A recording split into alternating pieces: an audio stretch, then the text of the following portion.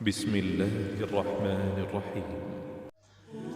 سامعین گرامی قدر، ربیع النور شریف کے اندر 12 ربیع الاول کو گلیوں میں محلوں میں چراغاں کیا جاتا ہے، جھنڈیاں لگائی جاتی ہیں۔ ایک چیز حق بجانب ہے کہ جس جگہ چراغاں ہوتا ہے وہاں بڑی روشنی ہوتی ہے۔ اونچی آواز سے بولو سبحان اللہ، اور بولو سبحان اللہ۔ چراغاں جس جگہ ہوتا ہے وہاں پر روشنی ہو جاتی ہے۔ کیا ہوتی ہے؟ روشنی۔ اونچی آواز سے بولو، کیا ہو جاتی ہے؟ روشنی ہو جاتی ہے۔ اور جہاں روشنی ہوتی ہے تو وہاں پر جو روشنی سے تنگ آنے والی چیزیں ہیں وہ دور ہو جاتی ہیں۔ کیسے؟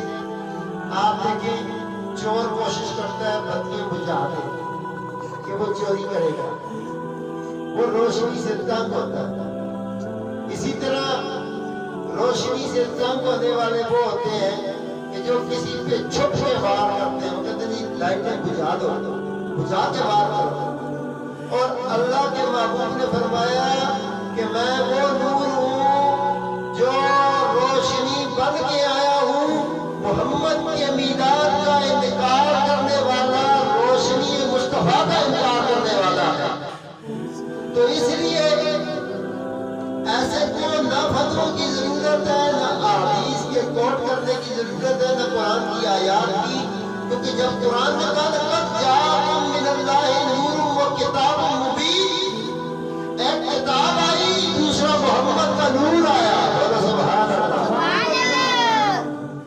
ایک کتاب آئی ہے، دوسری محمد مصطفیٰ صدر کونین، تاجدار مدینہ، سرور کلمسینہ، مطر پسینہ کا نور مطہر آیا۔ اور یہ نور جن کے سینوں میں اترا، جب تک یہ نور کسی کے سینے میں نہیں ہوتا تو اقبال نے سمجھایا، زبان سے کہہ بھی دیا لا الہ تو کیا حاصل، دل و نگاہ مسلمان نہیں تو کچھ بھی نہیں۔ اس نور کی روشنی سے قلب روشن ہونا چاہیے۔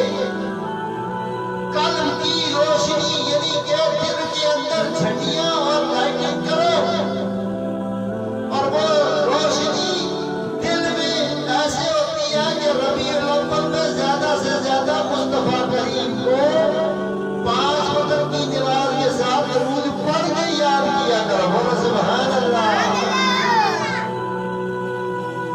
ایک تو قرآن کی تلاوت کرنی، درود شریف پڑھنا، نماز کی پابندی کرنی ہے، یہ بھی میلاد ہے۔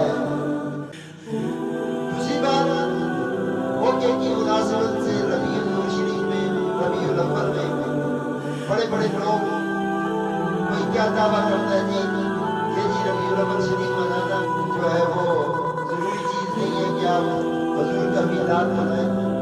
ان لوگوں سے ایک سوال ہے کہ آپ اپنے گھروں کی تزئین و آرائش ہر سال کرتے ہیں، ہر سال آپ اپنے گھروں کو چمکاتے ہیں۔ عید آتی ہے، لوگ اپنے اجداد کی قبروں کو بھی جا کے چونا کرتے ہیں، اپنے بڑوں کی قبروں کو بھی جا کے صاف صفائی کرتے ہیں ہر سال جب عید آتی ہے۔ تو مومن کی عید کی جو خوشی ہوتی ہے، مومن کی وہ 2 عیدیں جو عید قربان اور عید الفطر ہے، ان دونوں عیدوں کے اندر آپ کی خوشی کا معیار صرف اتنا ہوتا ہے 30 دن آپ نے جانوروں کی طرح منہ کو بند کر لیا۔